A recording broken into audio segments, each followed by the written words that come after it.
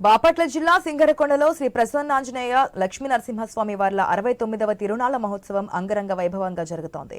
తిరునాళ్ల సందర్భంగా అద్దంకి మున్సిపాలిటీ కౌన్సిలర్లు ఏర్పాటు చేసిన విద్యుత్ ప్రభ ప్రత్యేక ఆకర్షణగా నిలిచింది.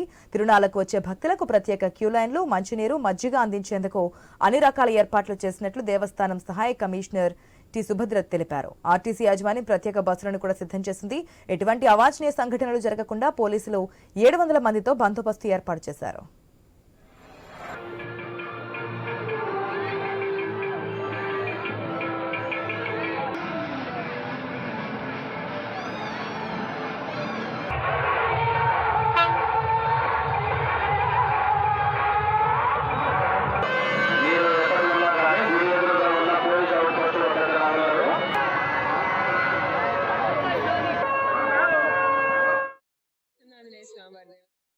కొండలో 69వ వార్షిక తిరునాళ్ల మహోత్సవం జరుగుతున్నాయి.